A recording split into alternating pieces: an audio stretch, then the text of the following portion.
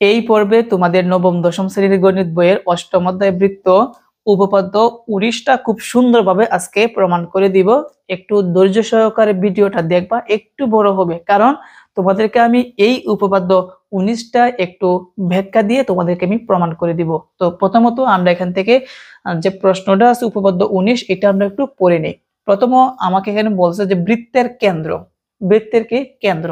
তো যেহেতু প্রথমত আমাকে বৃত্তের কথা উল্লেখ করলো, আমি এই পাশে কিন্তু একটা বৃত্ত অঙ্কন করে নিলাম। আমি জানি তোমরা সকলেই কিন্তু বৃত্ত অঙ্কন করতে পারো। তো যেহেতু বলছে বৃত্তের কেন্দ্র, আমরা বৃত্তের কেন্দ্র দিলাম এইটা। মনে করো বৃত্তের কেন্দ্র হচ্ছে ও, বৃত্তের কেন্দ্র কি ও। ও থেকে বলছে বৃত্তের কেন্দ্র ও থেকে সমদূরবর্তী, সম অর্থ কি সমান, দূর মানে কি দূরত্ব, তার মানে সমান দূরত্ব সকল যে, মানে যতগুলা যে অঙ্কন করবা পরস্পর সমান হবে। অর্থাৎ এই কেন্দ্র থেকে তুমি এই পাশে বা এই পাশে অথবা এই পাশে অথবা এই পাশে অথবা এদিকে অথবা এদিকে যতগুলা তুমি একই সমান অঙ্কন করবা, কেন্দ্র থেকে সমান দূরত্বে, কেন্দ্র থেকে সমান দূরত্বে করবা। যেমন এটা হচ্ছে কেন্দ্র, এখান থেকে যদি আমি এখানে 5 সেন্টিমিটার একটা যে অঙ্কন করি, আবার এদিকে যদি একটা কেন্দ্র আবার 5 সেন্টিমিটার আরেকটা কেন্দ্র থেকে দূরত্বে একটা যে অঙ্কন করি, তাহলে এই পাশের যেটা এই পাশের যেটা কেন্দ্র থেকে সমান দূরবর্তী হবে। বিষয়টা কি বুঝতে পেরেছো? আমি আবার বলি, এখন সাপোজ মনে করো কেন্দ্র থেকে 6 সেন্টিমিটার দূরত্বে তুমি একটা যে অঙ্কন করলা, আবার কেন্দ্র থেকে এদিকে 6 সেন্টিমিটার আরেকটা কি দূরত্বে আরেকটা যে অঙ্কন করলা, তাহলে এই পাশের যেটা কেন্দ্র থেকে সমান দূরবর্তী হবে, সমান দূরবর্তী হবে, এইটি প্রমাণ করতে হবে। তার মানে আমরা যখন উপপাদ্য 18 শিখেছিলাম, 18-র বিপরীতে কিন্তু উপপাদ্য 19। তাহলে চলো আমরা এই উপপাদ্যটা তোমাদেরকে আমি সুন্দরভাবে সমাধান করে দিব।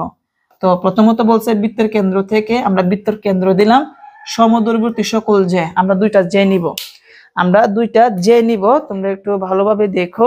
আমি স্কেলটা আনি, দেখো আমি দুইটা যে অঙ্কন করতেছি। তোমরা একটু মনোযোগ দিয়ে দেখো, ভিডিওটা কিন্তু আমি আগেই বলছি যে একটু বড় হবে। কেন বড় হবে আমি একটু ব্যাখ্যা দিয়ে তোমাদেরকে আমি শিখিয়ে দিব। তো এই আমি একটা যে অঙ্কন করলাম, কেন্দ্র থেকে একটা যে অঙ্কন করলাম, আবার এই পাশে আমি আরেকটা যে অঙ্কন করতেছি।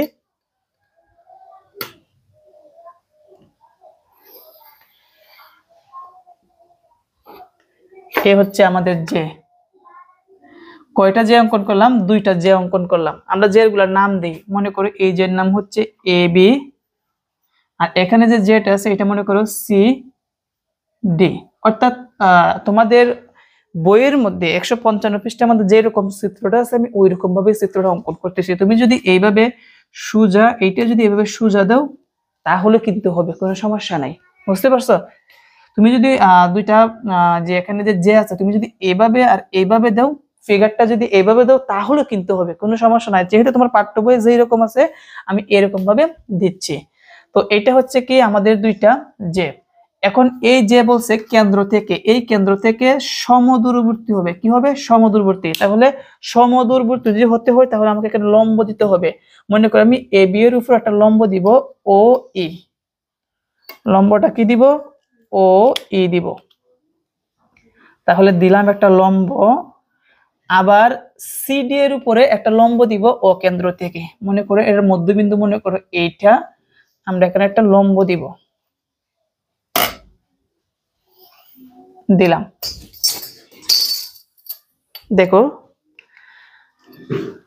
আমরা ও থেকে এ বি এর উপর ও ই লম্ব অঙ্কন করলাম, আবার ও থেকে সিডি এর উপর আমরা ও এফ লম্ব অঙ্কন করলাম। এখন এইটাকে প্রমাণ করার জন্য তোমাদেরকে আমি বলি, যেহেতু বলছে কেন্দ্র থেকে, কেন্দ্র কি ও, সমদূরবর্তী মানে সমান দূরবর্তী সকল যে পরস্পর সমান। আমরা কয়টা যে নিলাম? দুইটা, একটা হচ্ছে এবি, একটা হচ্ছে সিডি। অর্থাৎ এই কেন্দ্র থেকে এই এবি এর দূরত্ব যতটুকু, লক্ষ্য রাখো এই দূরত্ব যতটুকু, এটার দূরত্ব যতটুকু, কেন্দ্র থেকে এইটার দূরত্ব কি ততটুকু।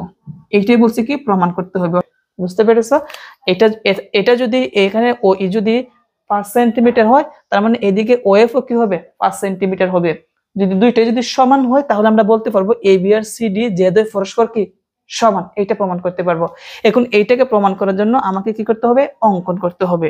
তো অঙ্কন করা হচ্ছে, এখান থেকে ও এ যোগ করি। প্রথম হচ্ছে আমাদের এখান থেকে ও কমা এ যোগ করি, তারপর এদিক থেকে হচ্ছে ও কমা সি যোগ করি। ওকে, তাহলে কিন্তু আমার অঙ্কন করা শেষ। এখন আমরা কি করব, এই প্রশ্ন অনুযায়ী আমরা বিশেষ নির্বাচনটা লিখে দিব। এখন লক্ষ্য রাখো, আমরা কিন্তু এখান থেকে বিশেষ নির্বাচনটা কিন্তু লিখছি। কি লিখলাম, মনে করি ও বৃত্তের কেন্দ্র। তাহলে আমরা লিখব ও বৃত্তের কেন্দ্র এবং এ বি ও সিডি দুইটি জে। তাহলে আমরা লিখব এবং এ বি ও সিডি দুইটি জে। ও থেকে এ বি ও সিডি এর উপর যথাক্রমে ও ই ও এফ কি লম্ব। তাহলে তাহলে কি ও ই আর ও এফ, কি বলছি, ও ই ও এফ কেন্দ্র থেকে যথাক্রমে এ বি ও সিডি এর কি নির্দেশ করে, দূরত্ব নির্দেশ করে। এখন ও ই সমান ও এফ হলে, মানে এইটা সমান এইটা হলে প্রমাণ করতে হবে যে এ বি সমান সিডি, অর্থাৎ এ বি আর সিডি পরস্পর কি সমান, এটা প্রমাণ করতে হবে। তো আমরা কিন্তু এখন প্রমাণ শুরু করে দিব, তার আগে অঙ্কন করতে হবে। কি করতে হবে, অঙ্কন। অঙ্কনটাকে অঙ্কটা হচ্ছে এখান থেকে ও কমা এ ও কমা সি যোগ করে। তাহলে আমরা লিখছি অঙ্কন ও কমা এ এবং ও কমা সি যোগ করে। চলো এখন আমরা প্রমাণটা দিই। তো আমি আগে কিন্তু বলছি উপপাদ্য 19টা কিন্তু উপপাদ্য 18-র বিপরীত হবে। তো আমরা উপপাদ্য 18টা কিভাবে সমাধান করছিলাম, কিভাবে প্রমাণ করেছিলাম, সেটা হচ্ছে আমরা দুইটা বাহু আর একটা কোণ দিয়ে কিন্তু প্রমাণ করেছিলাম। তদ্রূপ ভাবে আমরা এইটাও কিন্তু প্রমাণ করব একইভাবে। যেহেতু আমাদের এই জিনিসটা যদি আমরা প্রমাণ করতে পারি, অর্থাৎ এখানে ও এটা যতটুকু দূরত্ব, ও এফটা ততটুকু দূরত্ব যদি প্রমাণ করতে পারি, তাহলে আমরা বলতে পারবো এবিটা আর সিটিটা সমান। এটা যদি 10 হয় এবি, তাহলে সিটিও কি হবে, 10ই হবে। এইটা প্রমাণ করতে হবে। তাহলে চলো আমরা প্রথমত এখানে কিন্তু এই এবির উপরে একটা লম্ব অঙ্কন করছি, আবার সিডি এর উপরে আরেকটা লম্ব অঙ্কন করছি। এই কথাটা আমরা আগে লিখে দিব যে ও ই লম্ব এবি। কি লিখবো, ও ই লম্ব এবি এবং আরেকটা লম্ব অঙ্কন করছি, সেটা হচ্ছে ও এফ, সেটা হচ্ছে সিডি এর উপর। তাহলে আমরা লিখবো ও এফ লম্ব, ও এফ লম্ব সিডি। তো এখানে যখন আমরা ও ই আর ও এফ লম্ব অঙ্কন করেছি, তখন কিন্তু এই জায়গার মধ্যে কিন্তু 90 ডিগ্রি কোণ অঙ্কন করছে। এই জায়গার মধ্যে 90 ডিগ্রি, আবার এই জায়গার মধ্যে কত ডিগ্রি, 90 ডিগ্রি। তাহলে আমরা বলতে পারি এই কোণটা কি এক সমকোণ। তাহলে আমরা বলতে পারি কোণ এ ই ও, অথবা আমরা এইভাবে বলতে পারি ও ই এ ও বলতে পারি। তাহলে আমরা লিখব কোণ এ ই ও সমান, এইটাও কিন্তু 90 ডিগ্রি। তাহলে এটা আমরা বলতে পারি কোণ সি এফ ও, অথবা আমরা বলতে পারি ও এফ সি। তাহলে আমরা লিখব কোণ সি এফ ও। এই দুইটা পরস্পর কি বলছি, সমকোণ, অর্থাৎ 90 ডিগ্রি। এটাও এক সমকোণ, এইটাও এক সমকোণ। তুমি চাইলে এক সমকোণ বানানে লিখতে পারো, অথবা তুমি লিখতে পারো কি 90 ডিগ্রি, এই কথাটা কিন্তু লিখতে পারো।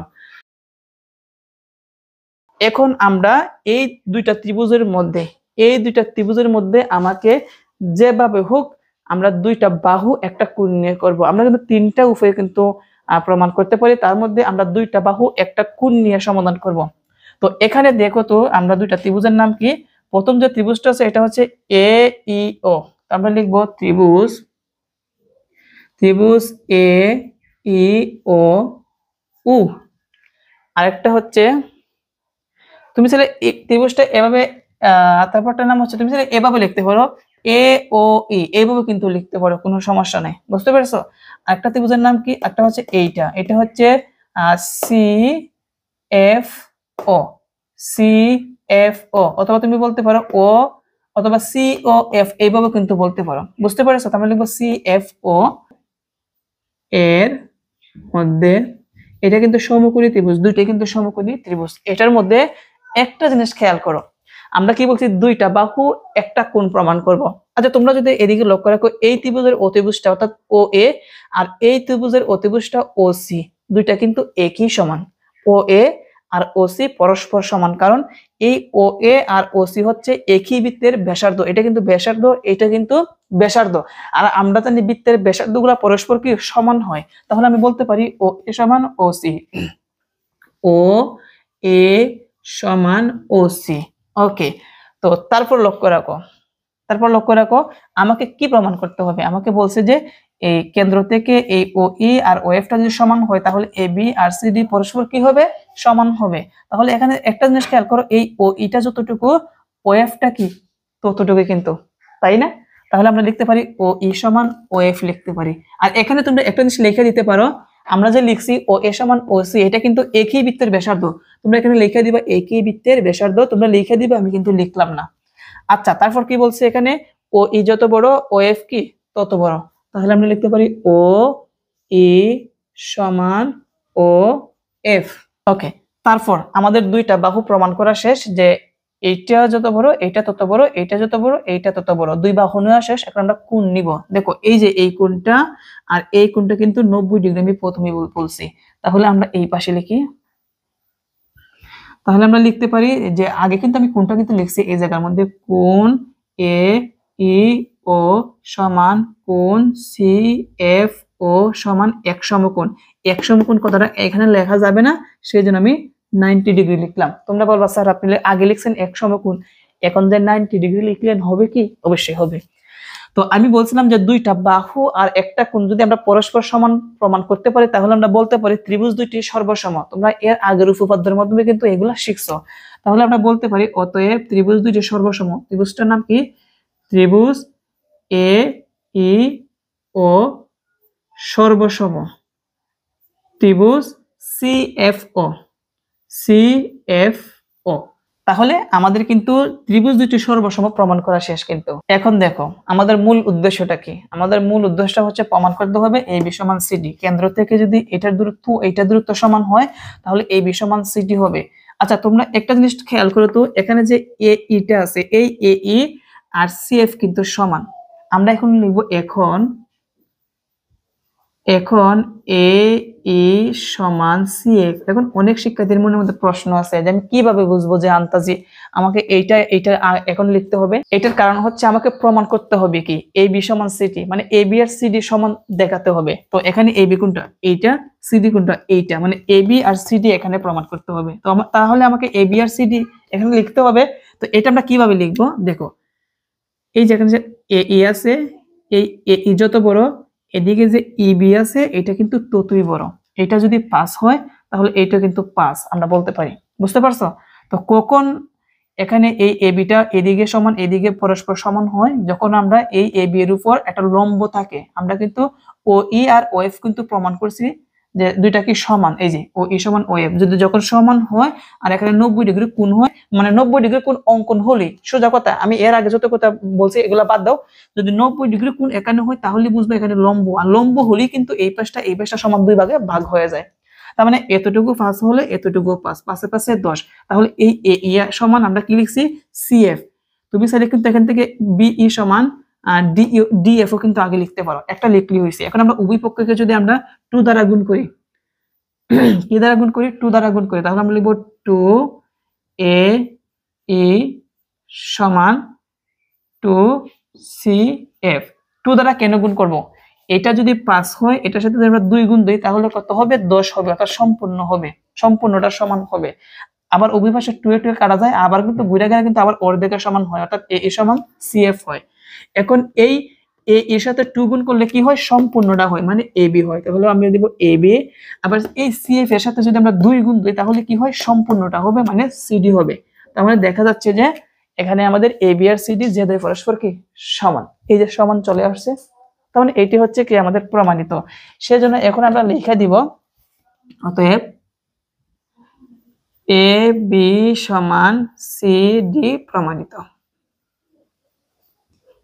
প্রিয় শিক্ষার্থীরা, আশা করি এখানে উপপাদ্য যে 19টা আছে এটা তোমরা ভালোভাবে বুঝতে পেরেছো। তো তুমি চাইলে কিন্তু এটাকে কিন্তু আরেকভাবে কিন্তু প্রমাণ করতে পারো। এখন তুমি চাইলে এটাকে তুমি আরেকভাবে প্রমাণ করতে পারো। কিভাবে এটা তোমাদেরকে আমি একটু দেখাই দেই। তো এগুলো শেখা দরকার, যদি জেনে রাখতে পারো তাহলে কিন্তু ভালো হয়। যেমন এখানে লক্ষ্য রাখো, এটাকে তোমরা আরেকভাবে প্রমাণ করতে পারো। সেটা হচ্ছে এখন দেখো এখানে যে এ ই আছে, এটা কিন্তু এ বি এর অর্ধেক। কার অর্ধেক? এ বি এর অর্ধেক কিন্তু এ ই। তাহলে আমরা লিখতে পারি হাফ হাফ এ বি লিখতে পারি সমান।